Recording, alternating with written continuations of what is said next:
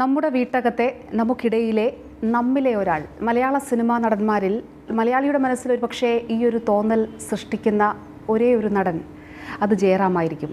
പത്മശ്രീ ശ്രീ ജയറാമാണ് ഇന്ന് മുഖാമുഖത്തിലെ അതിഥി. നമസ്കാരം. നമസ്കാരം. പത്മരാജൻ കണ്ടെത്തിയ ശ്രീ ജയറാമിലെ നടനെ ഒരിക്കൽ കൂടി കണ്ടെത്തുകയാണ് നടൻ എന്ന സിനിമ എന്ന് പറഞ്ഞാൽ തെറ്റുണ്ടാകുമോ?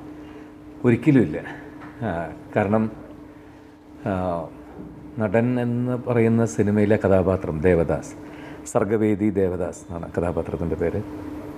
അതൊരു പക്ഷേ എൻ്റെ ജീവിതത്തിൽ തന്നെ കഴിഞ്ഞ 10-26 വർഷത്തിൻ്റെ സിനിമാ ജീവിതത്തിൽ എൻ്റെ നെഞ്ചിനോട് ചേർത്ത് വയ്ക്കാവുന്ന ഏറ്റവും കൂടുതൽ സ്നേഹിക്കുന്ന കഥാപാത്രങ്ങളൊന്നായിരിക്കും.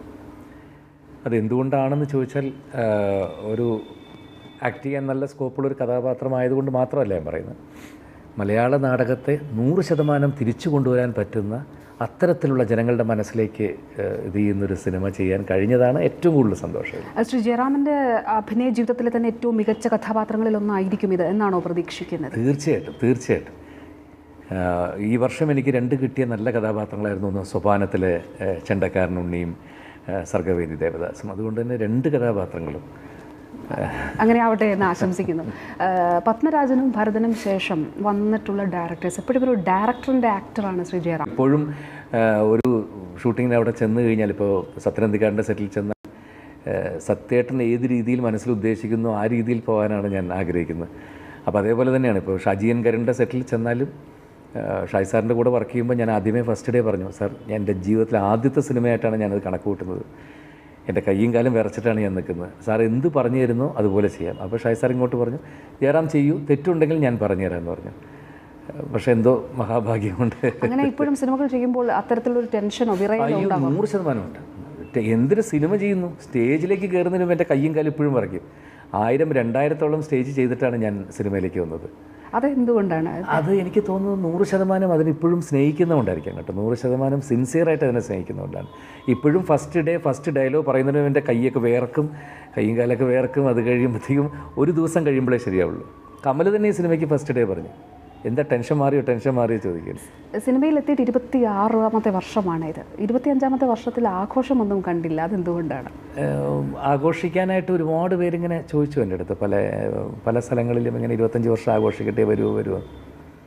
അപ്പോൾ എന്തോ എനിക്ക് ഇനിയും ഞാനൊന്നും ആയിട്ടില്ല എന്ന് തോന്നുന്നു. 25 വർഷം തിരിഞ്ഞു നോക്കുമ്പോൾ എന്ത് നേടാൻ സാധിച്ചു എന്ന് നോക്കുമ്പോൾ, ഞാൻ തിരിഞ്ഞു നോക്കുമ്പോൾ എന്തെങ്കിലും അച്ചീവ് ചെയ്യാൻ സാധിച്ചിട്ട് ആഘോഷിച്ചാൽ കുറച്ചുകൂടി നന്നായിരിക്കും തോന്നി. അതുകൊണ്ട് ഞാൻ തന്നെ അവരോട് പറഞ്ഞു വേണ്ട.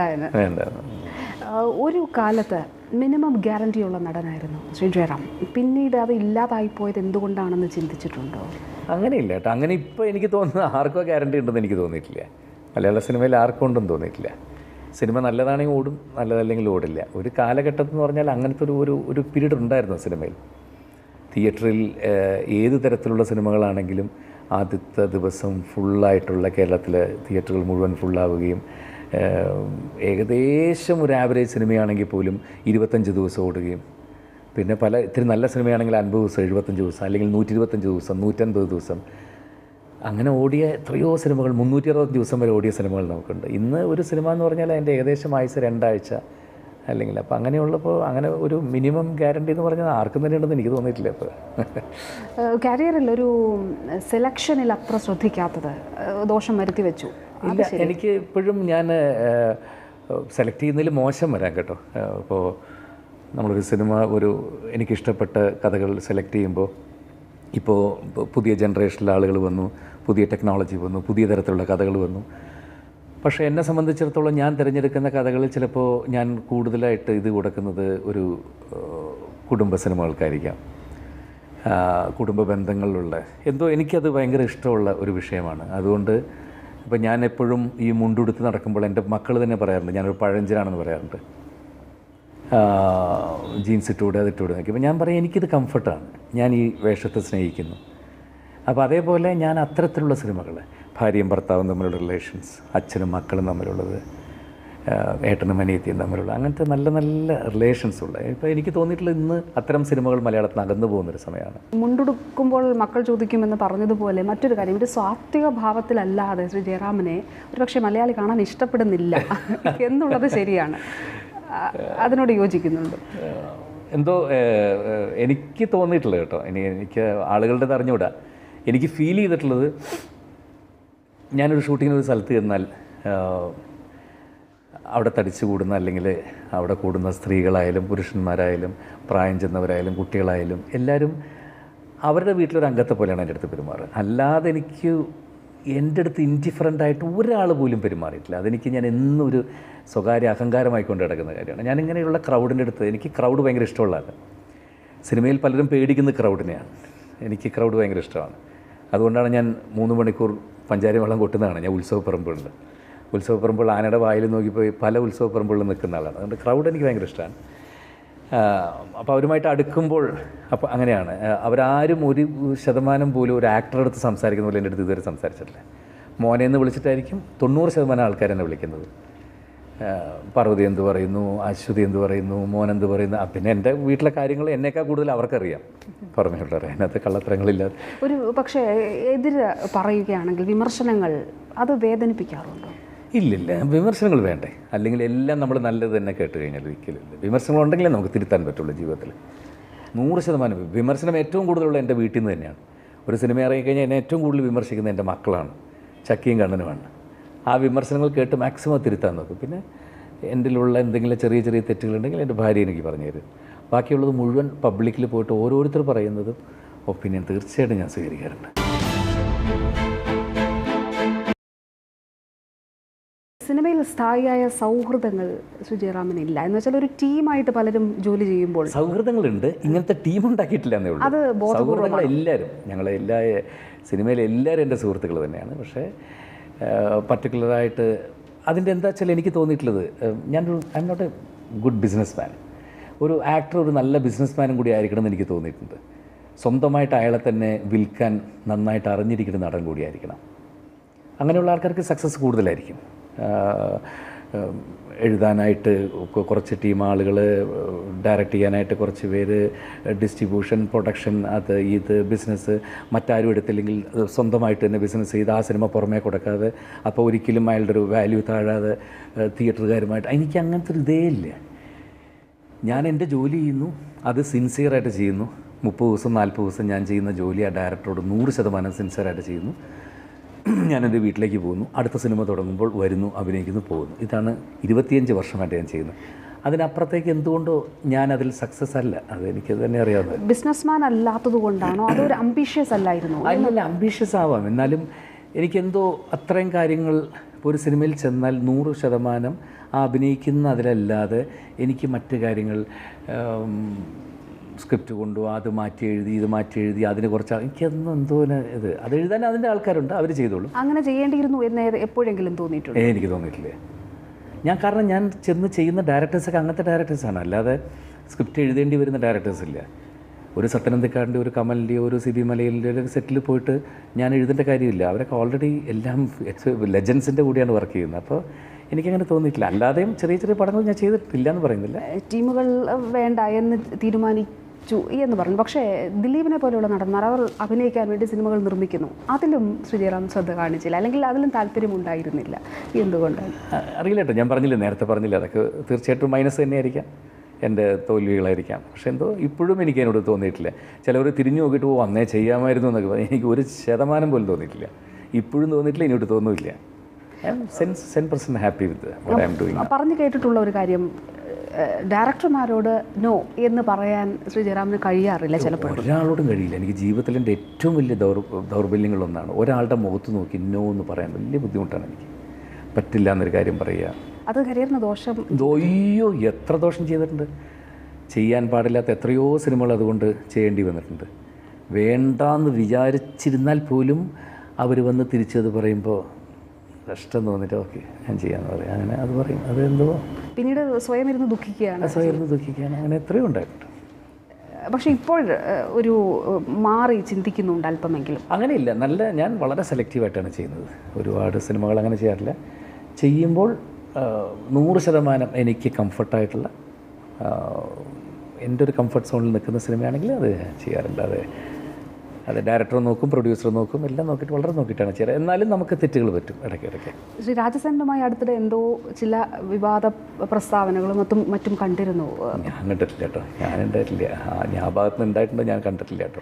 രാജസേനൻ പറഞ്ഞു ഞാൻ പഴഞ്ചനല്ല എന്ന് പറഞ്ഞു, എന്നെ ഇനി ജയറാം സമീപിക്കട്ടെ, അപ്പോൾ ഞാൻ സിനിമ ചെയ്യും എന്ന മട്ടിൽ താങ്കൾ നടത്തിയ ചില പരാമർശങ്ങളുടെ പേരിൽ ആവാം ഒരു പക്ഷേ. ഞാൻ എന്തോ ചെയ്യുമെന്ന് അന്ന് നിറച്ചിട്ടില്ല, അറിയില്ല. ഞാനായിട്ടൊന്നും പറഞ്ഞിട്ടില്ല. ഞാൻ മറ്റേ പരാമർശങ്ങൾ കണ്ടിട്ടുമില്ല കേട്ടോ, സോറി. വിവാദങ്ങളിലേക്ക് പോകാൻ ഇഷ്ടപ്പെടാത്തത് കൊണ്ടാണ്. 2014 നല്ല തുടക്കം ലഭിക്കും എന്നുള്ളതാണ് ഈ രണ്ട്. തീർച്ചയായിട്ടും ഞാൻ പറഞ്ഞില്ലേ, തുടക്കം എനിക്ക് ഭാര്യ അത്ര പോരാന്നുള്ള സിനിമ എനിക്ക് വളരെയധികം ഒരു പേരുണ്ടാക്കി തന്ന സിനിമയാണ്. അതിലെ പെർഫോമൻസും അതിനെല്ലാം തന്നെ. പിന്നെ അതിനുശേഷം ഇപ്പോൾ റിലീസാകാൻ പോകുന്ന നടൻ എന്നുള്ള സിനിമ, ഒരുപാട് കാര്യങ്ങൾ കൊണ്ട് എനിക്ക് തോന്നുന്നു ഓരോ മലയാളി പ്രേക്ഷകരും, സാധാരണ സിനിമ ഫാമിലി ഇതായിട്ടുള്ള സിനിമകൾ പറയുമ്പോൾ ഹൈ ക്ലാസ്, ലോ ക്ലാസ് അല്ലെങ്കിൽ മിഡിൽ ക്ലാസ് ഇഷ്ടമാവും, അങ്ങനെ ഇങ്ങനെ പല കാറ്റഗറിയിൽ പറയാറുണ്ട്. ഇതൊന്നുമില്ലാത്ത സിനിമയാണ്. ഏതൊരു മലയാളിയും എനിക്ക് 100% അവരെ നോക്കി തന്നെ പറയാൻ സാധിക്കും. 100% ഏതൊരു മലയാളിയും തിയേറ്ററിൽ നിന്ന് ഇറങ്ങുമ്പോൾ ഇത് എൻ്റെ സിനിമയാണ്, ഇത് മലയാളത്തിൻ്റെ സിനിമയാണ്, ഇതാണ് സിനിമ എന്ന് ഓരോരുത്തരും പറയും. എനിക്കത് ദാറ്റ്സ് ഡാം ഷുവർ. അല്ലെങ്കിൽ ഞാൻ ഇത്രയും വർഷം 25 വർഷം അഭിനയിച്ചത് വേസ്റ്റാണെന്ന് വേണമെങ്കിൽ പറയാം. അതായത് ഈ സിനിമ അങ്ങനെയാണ്. It's an extraordinary movie. ചെണ്ട മേളത്തിന് അല്ലെങ്കിൽ ചെണ്ടയോട് കാണിക്കുന്ന ഒരു താല്പര്യം, ഒരു ഡെഡിക്കേഷൻ, അത് സിനിമയിൽ കാണിച്ചിട്ടുണ്ടോ, അഭിനയ ജീവിതത്തിൽ കാണിച്ചിട്ടുണ്ടോ? ഉണ്ട്. ഞാൻ 100% ഞാൻ പറഞ്ഞില്ലേ, ആ സിൻസിയർ ആയതുകൊണ്ടാണ് എനിക്കിപ്പോഴും നിൽക്കാൻ പറ്റുന്നത് എനിക്ക് തോന്നിയിട്ടുണ്ട്. എനിക്ക് എത്രയോ അപ്പ് ആൻഡ് ഡൗൺസ് വന്നിട്ടുള്ളൊരു ആക്ടറാണ് ഞാൻ. എൻ്റെ കരിയർ മുഴുവൻ ഇങ്ങനെ ഒന്നുമില്ല. ഒരു സിനിമ ഓടും, എത്രയോ സിനിമകൾ ഫെയിലിയറാവും, വളരെ ഫ്ലക്ച്വേറ്റഡ് ആയിട്ടുള്ളൊരിതാണ്. അപ്പോൾ അങ്ങനത്തെ ഇത് വരുമ്പോഴൊക്കെ ഞാൻ ഇതിൽ നിന്ന് പിടിച്ചു നിൽക്കുന്നത്, അപ്പോഴും ഞാൻ എൻ്റെ ജോലിയിലും ഞാൻ ചെയ്യുന്നതിലും ഞാൻ 100% സിൻസിയർ ആയതുകൊണ്ടാവാം തിരിച്ചും എനിക്കൊരു റീ എൻട്രി കിട്ടുന്നത്. ആ ഇടവേളകളിൽ, ഈ സിനിമകളുടെ പരാജയങ്ങൾക്ക് ശേഷമുള്ള ചില ഇടവേളകളിൽ എങ്ങനെയാണ് ഇതിനെ അതിജീവിക്കുക? ഇടവേളകൾ എന്ന് പറയുന്നത് ഞാനായിട്ട് ലീവ് എടുത്ത് 26 വർഷവും ഒരു ദിവസം വീട്ടിലേക്ക് പോയിട്ടില്ല. അല്ല, ഞാനായിട്ട് പോയിട്ടുണ്ടെങ്കിലേ ഉള്ളൂ. സിനിമയായിട്ട് എന്നെ വേണ്ടാന്ന് പറഞ്ഞ് ഒരു ദിവസം ഞാൻ പോകേണ്ടി വന്നിട്ടില്ല. ഞാനായിട്ട് ചിലപ്പോൾ ഇനി ഒരു കുറച്ച് ദിവസം ഒരു ഇത് വേണം തോന്നുമ്പോഴത്തേക്കും മെൻ്റലി ആൻഡ് ഫിസിക്കലി അത് ഞാൻ അധികമായിട്ട് അങ്ങനെയുള്ളത് അധികം ഞാൻ എടുക്കുന്ന ലീവ് എന്ന് പറഞ്ഞാൽ അത് എൻ്റെ ഫാമിലിക്ക് വേണ്ടിയിട്ടുള്ളതാണ്, എൻ്റെ കുട്ടികൾക്ക് വേണ്ടിയിട്ടും എൻ്റെ ഭാര്യയ്ക്ക് വേണ്ടിയിട്ടും. കാരണം അവർ ഒരു വർഷം മുഴുവൻ എന്നിൽ നിന്നും വിട്ട് അവർ കുട്ടികൾ പഠിത്തവും കുട്ടികൾക്ക് വേണ്ടി മാത്രം ജീവിക്കുന്നൊരമ്മയാണ്. അപ്പോൾ അവർ ഒരു വലിയ ലൈം ലൈറ്റിൽ നിന്നിട്ട് എനിക്ക് വേണ്ടി മാത്രം, കുടുംബം മാത്രം മതി, അല്ലെങ്കിൽ വേറൊന്നും വേണ്ട, പ്രൊഫഷൻ വേണ്ട, ഒന്നും വേണ്ട എന്ന് പറഞ്ഞിട്ട് വീട്ടിൽ വന്നിരിക്കുന്നവരാണ്. സോ ഒരു വർഷം മുഴുവൻ ഇങ്ങനെ പിരിഞ്ഞിരുന്നിട്ട് ഞങ്ങൾ അവിടെ ഷൂട്ടിങ് അതെല്ലാം ഓടി കിടന്നിട്ട് അവർക്ക് വേണ്ടി ഞാൻ 1-2 മാസങ്ങൾ മാറ്റി വെച്ചില്ലെങ്കിൽ അതൊക്കെ പിന്നെ ജീവിതമില്ല. പിന്നെ അതിന് വേണ്ടിയിട്ട് ഞാനായിട്ട് എടുക്കുന്ന ലീവുകളുണ്ട്. അപ്പോൾ കുട്ടികളുടെ അവധിയുമായിട്ട് ഇത് ഇനിയിപ്പോൾ ദീപാവലിക്ക് കുട്ടികൾക്ക് 10 ദിവസം വെക്കേഷനാണ് എന്ന് നേരത്തെ 6 മാസം മുമ്പ് പ്ലാൻ ചെയ്ത് അതൊരു 15 ദിവസമാക്കി എടുത്ത് ഞങ്ങൾ എവിടെയെങ്കിലും പോകും, അല്ലെങ്കിൽ ക്രിസ്മസ് വെക്കേഷൻ. കാളിദാസന് സിനിമയിലേക്ക് വരാനാണ് താല്പര്യം എന്ന് പലയിടത്തും പറഞ്ഞു കണ്ടു. മകൾക്ക് അങ്ങനെ ഒരു സിനിമ ആക്ടിങ് അല്ലെങ്കിൽ അങ്ങനത്തെ ഒരു ഇതില്ല. ബട്ട് ഒരു കല നല്ലവണ്ണമുള്ള ആൾ തന്നെയാണ്.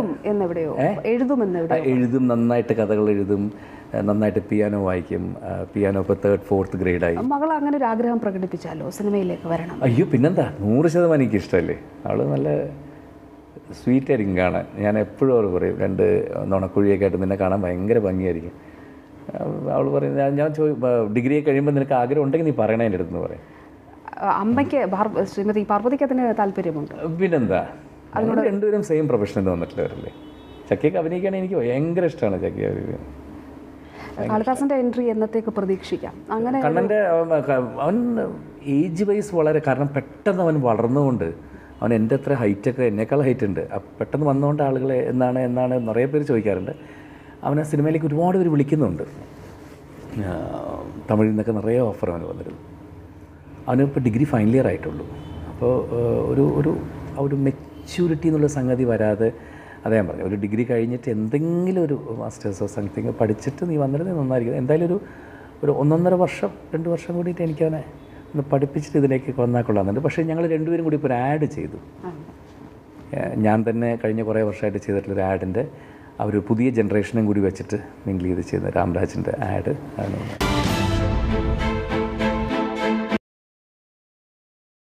പല നടന്മാരുമായിട്ടും ശ്രീ ജയറാമിനുള്ള ടൈമിങ് അത് ശ്രദ്ധിക്കപ്പെട്ടിട്ടുണ്ട് അഭിനയത്തിൽ, പ്രത്യേകിച്ച് കമലഹാസനുമായി. ആ രീതിയിൽ അദ്ദേഹവുമായിട്ടൊരു സൗഹൃദവും ഉണ്ട് എന്ന് തോന്നുന്നു. ആ സൗഹൃദമാണോ ഈ ഒരു ടൈമിങ്ങിൻ്റെ അല്ലെങ്കിൽ ആ ഒരു കെമിസ്ട്രി എന്ന് പറയാം അതിൻ്റെ അടിസ്ഥാനം? അല്ല, നമുക്ക് കിട്ടുന്ന ജീവിതത്തിൽ ഏറ്റവും വലിയ അവാർഡ് എന്ന് പറയുന്നത് ഇവരുടെയൊക്കെ വായിൽ നിന്ന് നല്ല വാർത്തകൾ കിട്ടുന്നതാണ്. കമലഹാസൻ ഒരിക്കൽ തമിഴ് ഇൻ്റർവ്യൂവിൽ പറഞ്ഞിട്ടുണ്ട്, എനിക്ക് ജയറാമിൻ്റെ കൂടെ അഭിനയിക്കാൻ ഭയങ്കര കംഫർട്ടാണെന്ന് പറഞ്ഞിട്ടുണ്ട്. അപ്പോൾ അതൊക്കെയാണ് ഒരു നാഷണൽ അവാർഡ് കിട്ടുന്നതിനേക്കാൾ വലിയതായിട്ട് ഞാൻ വിചാരിച്ചത്. പിന്നെ ഞാൻ പറഞ്ഞില്ലേ നേരത്തെ, ഇവരോടൊക്കെ കൂടെ അഭിനയിക്കാൻ പറ്റിയതാണ് കഴിഞ്ഞ 10-25 വർഷത്തിൽ എനിക്ക് കിട്ടിയ ഏറ്റവും വലിയ ഭാഗ്യമായിട്ട് ഞാൻ കരുതുന്നത്. അല്ലാതെ ഞാൻ കുറേ ടീമുണ്ടാക്കി സ്ക്രിപ്റ്റ് എഴുതിയില്ലെന്നോ അല്ലെങ്കിൽ ഞാൻ പടം ഡിസ്ട്രിബ്യൂഷൻ എടുത്തില്ലെന്നോ അല്ലെങ്കിൽ പടം നിർമ്മിച്ചാലൊന്നും എനിക്ക് യാതൊരു വിഷമം തോന്നാറില്ല. ഇതിലൊക്കെയാണ് എനിക്ക് സന്തോഷം തോന്നാറ്. കാരണം ഞാനൊക്കെ സ്ക്രീനിൽ കണ്ട് ഏറ്റവും കൂടുതൽ സ്നേഹിച്ചിരുന്ന പ്രേം നസീർ തൊട്ട് മധുസാർ തൊട്ട് ഷീലാമ്മ തൊട്ട് ജയഭാരതി തൊട്ട് ശ്രീവിദ്യ തൊട്ട് തിലകൻ ചേട്ടൻ തൊട്ട് ശങ്കരാടി, അടൂർ ഭാസി, ബഹദൂർ, അങ്ങനെ ലിസ്റ്റ് എടുത്താൽ ഇങ്ങനെ അറ്റം ലാസ്റ്റ് ജഗതിച്ചേട്ടൻ, ഇന്നസെൻ്റ് ഏട്ടൻ തൊട്ട് എല്ലാവരുടെ കൂടെ, സുകുമാരി ചേച്ചി, മനോരമ, നാഗേഷ്, കമലഹാസൻ, ജമിനി ഗണേശൻ, അങ്ങനെ ഒരു കാലഘട്ടത്തിലുണ്ടായിരുന്ന ലെജൻസിൻ്റെ കൂടെ മുഴുവൻ എനിക്ക് അഭിനയിക്കാൻ പറ്റി കഴിഞ്ഞ 10-25 വർഷം. യേശുദാസിൻ്റെ കൂടെ മിമിക്രി കളിച്ച് കിടന്ന് എനിക്ക് ദാസേട്ടൻ്റെ ശബ്ദത്തിൽ 100 കണക്കിന് പാട്ടുകൾ പാടി അഭിനയിക്കാൻ പറ്റി. പത്മനാഭൻ സാറിനെ പോലെയും ഭരതേട്ടനെ പോലത്തെയും ഒരു കാലഘട്ടം കണ്ട ഏറ്റവും വലിയ ഡയറക്ടേഴ്സിൻ്റെ കൂടെ അഭിനയിക്കാൻ പറ്റി, അവരുടെ ഇൻട്രഡക്ഷനിൽ വരാൻ സാധിച്ചു. അതൊക്കെ ശരിയാണ്, ഞങ്ങളും അംഗീകരിക്കുന്ന കാര്യമാണ്. പക്ഷേ പലപ്പോഴും നമ്മുടെ സംസ്ഥാന സർക്കാരിൻ്റെ അല്ലെങ്കിൽ ദേശീയ അവാർഡ്, പ്രത്യേകിച്ച് കേരള അവാർഡ് തമിഴ്നാട്ടിൽ തെനാലിക്ക് കിട്ടി, പക്ഷേ ഇവിടെ അത് ലഭിച്ചില്ല. അതൊരു ദുഃഖമായി മനസ്സിലുണ്ടോ? അത് വളരെ ദുഃഖമായിട്ട് എനിക്ക് തോന്നിയിട്ടുണ്ട്. പക്ഷേ പിന്നെ ഞാൻ വിചാരിക്കും കുറച്ച് പേരുടെ ഡിസിഷനാണത്. ഒരു 10 പേര് ചുറ്റും ഇരുന്ന് ഇതാണ്. അത് മാറ്റങ്ങൾ വരാം, ഇത് വരാം. ഇപ്പോൾ തൂവൽ കൊട്ടാരം എന്നുള്ള സിനിമയ്ക്ക് ഫൈനൽ റൗണ്ടിൽ വരെ ഞാനാണെന്ന് പറഞ്ഞ് രാവിലെ 10 മണിക്ക് സത്യനന്ദിക്കാട് എന്നെ വിളിച്ച് വിഷ് ചെയ്താണ്, കൺഗ്രാജുലേഷൻ. അപ്പോൾ എൻ്റെ അടുത്ത് അവിടെ നിന്ന് വിളിച്ച് പറഞ്ഞു, നിങ്ങളാണ് ബെസ്റ്റ് ആക്ടർ അത് ഇതെന്ന് പറഞ്ഞ് ഞാൻ ആ തമിഴ് സെറ്റിൽ, അന്ന് തമിഴ് ഷൂട്ടിംഗ് നടക്കുന്ന സെറ്റിൽ സ്വീറ്റ്സൊക്കെ കൊണ്ട് വിതരണം ചെയ്തതാണ്. 12 മണി കഴിഞ്ഞപ്പോൾ ഞാനല്ല വേറെ ആളാണ്. അപ്പോൾ അത് കഴിഞ്ഞ് പിന്നെ ജീവിതത്തിൽ നമ്മൾ ഒരുപാട് ആഗ്രഹിച്ച് പിന്നെ ആഗ്രഹങ്ങൾ നടക്കാതാകുമ്പോൾ പിന്നെ അത് ഇതായി പോകും. പിന്നെ കിട്ടിയാൽ നല്ലത്, അത്രേ ഉള്ളൂ. അതെ. പക്ഷേ ഇതിലൊക്കെ അട്ടിമറികൾ അല്ലെങ്കിൽ ഇതൊന്നും പോരാ, ചില ലോബിങ് ഉണ്ട് എന്നുള്ളത് അങ്ങനെ അറിയില്ല കേട്ടോ, അതറിയില്ല. കാരണം ഞാൻ അതിനകത്ത് ആ കമ്മിറ്റിയിൽ ഇരുന്നിട്ടില്ല, ഇതിട്ടില്ല. പക്ഷേ ആഗ്രഹിച്ചിട്ടുണ്ട് ഒരുപാട്. കേളിക്കും ലഭിക്കുമെന്ന് കേളിക്ക് നടന്നിട്ടുണ്ട്. ശേഷം എന്നുള്ള സിനിമ തീർത്ഥാടനം, അത് 2 വർഷം വന്നപ്പോൾ അതും കിട്ടുന്ന ഒരുപാട്. അതെല്ലാം അവസാന നിമിഷത്തിൽ അല്ല എന്ന് പറയുമ്പോൾ ഇപ്പം ശേഷം എന്നുള്ള സിനിമ കമലഹാസൻ ഫസ്റ്റ് കണ്ടിട്ട് എന്നെ കെട്ടിപ്പിടിച്ച് കമലഹാസൻ പറഞ്ഞു, ഈ സിനിമയെക്കുറിച്ച് ഞാൻ പറയും, എനിക്ക് TV. അപ്പം ഞാൻ അതൊക്കെ നമ്മൾ കൊണ്ടു ചെന്നാൽ മോശമല്ലേ അദ്ദേഹത്തിൻ്റെ അടുത്ത് പറഞ്ഞാൽ അതൊന്നും അറേഞ്ച് ചെയ്തിരുന്നില്ല. ഞാൻ പറയാം, എനിക്കൊന്ന് അറേഞ്ച് ചെയ്യുന്ന ആളെന്ന് ചോദിച്ചു. ഞാൻ ചോദിച്ചു ശരിക്കാണെന്ന് ചോദിച്ചു. സത്യമായിട്ടും ചേരാം, ഞാൻ പറഞ്ഞുതരാം. കാരണം ഇത്തരം സിനിമകളൊക്കെയാണ് പറയേണ്ടത്, പ്രോത്സാഹിപ്പിക്കേണ്ടത്, അതുകൊണ്ട് പറഞ്ഞുതരാം. ഞാൻ ചോദിച്ചു എങ്ങനെയുണ്ടായിരുന്നു ചോദിച്ചു. എല്ലാം എവറിത്തിങ് ഫൈൻ, കോസ്റ്റ്യൂംസ്, അത് എക്സ്പെഷ്യലി ഒരു മേക്കപ്പ് ബെസ്റ്റ്. ആരാ ചെയ്തതെന്ന് ചോദിച്ചു. ഞാൻ പറഞ്ഞു ആ കഴുത്തിലൊക്കെ കുറേ ഇതൊക്കെ ഇട്ടിട്ടുണ്ടായിരുന്നു, ഒരു അതൊക്കെ ആരാ ചെയ്തത്. ഞാൻ പറഞ്ഞു എൻ്റെ മേക്കപ്പ് മാനും ഞാനും കൂടിയൊക്കെയാണ് ചെയ്തത്. അസലായിരിക്കും, അത് അവസാനം വരെ കീപ്പ് ചെയ്തിരുന്നത്. അവാർഡ് അനൗൺസ് ചെയ്തപ്പോൾ എനിക്ക് കിട്ടിയില്ല.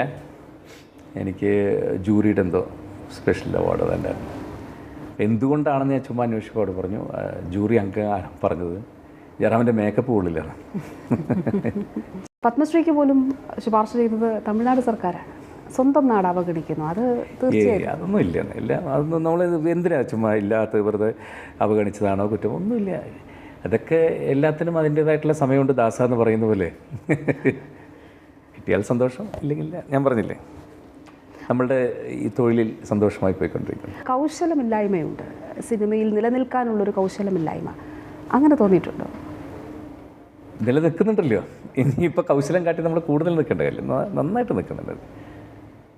I am doing well. ഇനി എന്താ, അടുത്ത 1 വർഷം മുഴുവൻ ചെയ്യാനുള്ള സിനിമ ഇപ്പോഴും എൻ്റെ കയ്യിലുണ്ട്. നല്ല പ്രോജക്ട്സ് ഉണ്ട്.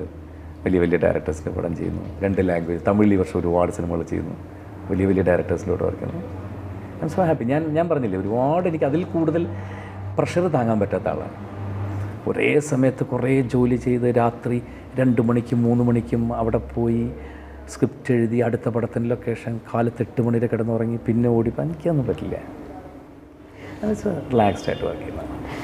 ശ്രീ ജയറാമനും ശ്രീമതി പാർവതിക്കും ശേഷം വിവാഹിതരായ താരജോഡികൾ പലരും അവരുടെ ദാമ്പത്യ ജീവിതം ശിഥിലമായി പോകുന്ന കാഴ്ച നമ്മൾ കാണുകയാണ്. ഒന്നും പറയുന്നില്ല. ഓരോരുത്തരുടെ ജീവിതം, അവരുടെ കാഴ്ചപ്പാടുകൾ, അവരുടേത്. ശ്രീമതി പാർവതി ഇനി അഭിനയ രംഗത്തേക്കൊരു മടക്കും. ഡാൻസ് ചെയ്യുന്നുണ്ട്. ഡാൻസ് പ്രൊഫഷനായിരുന്നു ഏറ്റവും കൂടുതൽ ഇഷ്ടം. സിനിമയിൽ വരുന്നതിന് മുമ്പേ ഡാൻസ് ചെയ്യുന്നതിനോടായിരുന്നു കൂടുതൽ താല്പര്യം. യാദൃച്ഛികമായിട്ടാണ് സിനിമയിലേക്ക് വന്നത്. സിനിമ വിട്ട് വീട്ടിലിരുന്നപ്പോൾ കുട്ടികളും അവരുടെ കാര്യങ്ങളും അവരെ വളർത്തുന്ന ഏകദേശം കുട്ടികളൊക്കെ ഒരു പ്രായമായപ്പോൾ എന്നോട് തന്നെയാണ് അശ്വതി ഫസ്റ്റ് പറഞ്ഞു, തിരിച്ചൊന്ന് ഡാൻസ് ചെയ്താലെന്ന് ആലോചിക്കുന്നത്. കാരണം കലാമണ്ഡലം ക്ഷേമാവതി ടീച്ചർ അവരുടെ കൂടെ 6-7 വർഷമായിട്ട് കണ്ടിന്യൂസ് ആയിട്ട് പിന്നെയും പഠിച്ചു തുടങ്ങിയായിരുന്നു. ഞാൻ പറഞ്ഞാൽ മതി, എപ്പോൾ എന്ന് പറഞ്ഞാൽ ഫസ്റ്റ് നമുക്ക് സ്റ്റേജ് അറേഞ്ച് ചെയ്ത് തുടങ്ങാമെന്ന് പറഞ്ഞു. അങ്ങനെ ചെയ്തു. ഒരുപാട് സ്ഥലങ്ങളിലേക്ക് വിളിക്കാറുണ്ട്. പക്ഷേ അങ്ങനൊരു എല്ലാ സ്ഥലങ്ങളിലും അങ്ങനെ ചെയ്യേണ്ട വെച്ചാൽ വളരെ നല്ല സ്റ്റേജുകളിൽ ചെയ്യാറുണ്ട്. ഇപ്പോൾ സൂര്യ ഫെസ്റ്റിവലിന് വേണ്ടി ഇപ്പോൾ ചെയ്യുന്നു.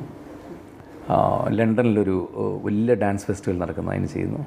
അഭിനയത്തിലേക്ക് താല്പര്യമില്ല? ഇല്ല, താല്പര്യമില്ല. അതുകൊണ്ടാണ് ഞാൻ പല പ്രാവശ്യം ചോദിച്ചിട്ടുണ്ട്. ഇനി ഞാൻ വരാമെന്ന് പറഞ്ഞാലും ഞാൻ തന്നെ ആദ്യം വിളിച്ചുകൊണ്ട് വരും കേട്ടോ. അങ്ങനെയാണോ? പിന്നെ ഇതിലൊക്കെ എന്തായിരിക്കുന്നത്, ഞാൻ മക്കൾക്കും സമ്മതമായിരിക്കും? പിന്നെ ഇല്ല, അതൊന്നും ഒരു കുഴപ്പമില്ല. പക്ഷേ അശ്വതിക്ക് താല്പര്യമില്ല. വേണ്ട വിധത്തിൽ മലയാള സിനിമ ഇതുവരെ പുറത്തു വന്ന ചിത്രങ്ങൾ വെച്ചാണ് ഞാൻ പറയുന്നത്, ഉപയോഗിച്ചിട്ടില്ല ശ്രീ ജയറാമനെ. പത്മരാജൻ, ഭരതൻ ചിത്രങ്ങൾ ഒഴിച്ചു നിർത്തിയിട്ട് പറയുകയാണെങ്കിൽ ഞാൻ പറയാം കേട്ടോ. എനിക്ക് അങ്ങനത്തെ ഒരു വളരെ ഒരു ഡെപ്തുള്ള ക്യാരക്ടേഴ്സൊക്കെ കിട്ടുന്ന കുറവായിരുന്നു. ഇപ്പോൾ കിട്ടിയ ക്യാരക്ടേഴ്സ് പോലെയൊക്കെ അത് കറക്റ്റാണ്, കിട്ടിയില്ല. നടനും സോപാനവും വലിയ വിജയങ്ങളാകട്ടെ, വലിയ വഴിത്തിരിവുകളാകട്ടെ ശ്രീ ജയറാം എന്ന നടനെ സംബന്ധിച്ചിടത്തോളം എന്ന് തീർച്ചയായിട്ടും ആത്മാർത്ഥമായ കാരണം ഞാൻ ഒരുപാട് മനസ്സിൽ തട്ടിയെന്ന് ഞാൻ ഉദ്ദേശിക്കുന്നത് വെറുതെ കൊണ്ടല്ല. മനസ്സിൽ ഒരുപാട് ദുഃഖങ്ങൾ വെച്ചുകൊണ്ട് നമ്മൾ പല സിനിമകളും പല സീനുകളൊക്കെ അഭിനയിക്കേണ്ടി വരും. അത് ഒരു ആക്ടറെ സംബന്ധിച്ചിടത്തോളതാണ്. നടനെന്ന് പറയുന്ന സിനിമയുടെ ഒരു സംഗതി എന്ന് വെച്ചാൽ കൊല്ലത്ത് അതിൻ്റെ ഒരു സെറ്റും കാര്യങ്ങളും ഉത്സവപ്പറമ്പും ഒരുപാട് ജനങ്ങളും എല്ലാം വെച്ച് ഷൂട്ട് ചെയ്യേണ്ട ഒരു ക്രൂഷ്യലായിട്ടുള്ള ആ സിനിമയുടെ ആ 3 രാത്രികൾ എന്ന് പറയുന്നത് ഭയങ്കരമാണ് ആ സിനിമയിൽ. കാരണം ആയിരക്കണക്കിന് ആളുകളുമല്ല, ആയിരക്കണക്കിന് 10,000-കണക്കിന് ആ സിനിമ കണ്ടാൽ അറിയാം. അതെല്ലാം അറേഞ്ച് ചെയ്ത് കഴിഞ്ഞപ്പോഴാണ് എൻ്റെ അമ്മ മരിക്കുന്നത്. അപ്പോൾ അമ്മ മരിച്ച് ഞാൻ പോയി കഴിഞ്ഞ് അപ്പോൾ ഇവിടെ എല്ലാവരും ഷൂട്ടിംഗ് നിർത്താൻ തീരുമാനിച്ചു. കാരണം ഞങ്ങളെ സംബന്ധിച്ച് ഞങ്ങളുടെ ഇതിൽ ബ്രാഹ്മിൻ കൾച്ചറിൽ 10-15 ദിവസത്തേക്ക് 16 വരേക്കും എന്നും ചടങ്ങുകളുണ്ട്. അപ്പോൾ ഞാൻ ആദ്യം ഞങ്ങളുടെ കർമ്മങ്ങൾ ചെയ്യുന്ന അദ്ദേഹത്തെ വിളിച്ച് ചോദിച്ചു. എൻ്റെ അമ്മയുടെ ബോഡി എടുത്തിട്ടില്ല, അപ്പോഴാണ് ഞാൻ ചോദിച്ചത്. അപ്പോൾ മുടി എടുക്കണം, ഞങ്ങൾക്ക് മുടി പഠിക്കണം. ഞാൻ പറഞ്ഞു അതിൽ നിന്ന് എന്നെ ഒന്ന് ഒഴിവാക്കി തരുമെന്ന് വെച്ചു. ഞാൻ പറഞ്ഞു ഇങ്ങനൊരു സിനിമ ചെയ്തുകൊണ്ടിരിക്കുന്നത്, അത് നിർത്തിക്കഴിഞ്ഞാൽ ആ പ്രൊഡ്യൂസറെ സംബന്ധിച്ചിടത്തോളം ഏറ്റവും വലിയൊരു നഷ്ടവും ഇതുമാണ്. കാരണം അവർ പറയില്ല ഒരിക്കലും. അങ്ങനെ അമ്മയുടെ ഇത് കഴിഞ്ഞിട്ട് 3rd ഡേ മോർണിംഗ് ഞാൻ സെറ്റിൽ ജോയിൻ ചെയ്തു. 3rd ഡേ കഴിഞ്ഞിട്ട് 4ാമത്തെ ദിവസം കൊണ്ട് എൻ്റെ വീട്ടിലേക്ക് വന്ന ആൾക്കാർ ചോദിച്ചു, അയാൾ പോയോ 3ാം ദിവസം ഷൂട്ടിങ്ങിന് ചോദിച്ചിട്ട്. കുറേ പേരൊക്കെ എന്നെ വഴക്ക് പറഞ്ഞു, ഇങ്ങനെയൊക്കെ ആരെങ്കിലും ചെയ്യുമോ ചോദിച്ചിട്ട്. പക്ഷേ ആ 3ാം ദിവസം ഞാൻ പോയിട്ട് അഭിനയിച്ച ആ പടത്തിലെ ഏറ്റവും ക്രൂഷ്യലായിട്ടുള്ള ക്ലൈമാക്സ് സീനുകളുണ്ട്. അതെൻ്റെ അമ്മയെ മനസ്സിൽ വെച്ചിട്ട് ഞാൻ ചെയ്തിരിക്കുന്നതാണ്. അതുകൊണ്ട് തന്നെ തീർച്ചയായിട്ടും എൻ്റെ അമ്മയുടെ പ്രാർത്ഥന ആ സിനിമയുടെ കൂടെയുണ്ട്. അതെനിക്ക് ഹെൽപ്പായിരിക്കും ആ സിനിമയിൽ. Thank you so much. നന്ദി. Thank U.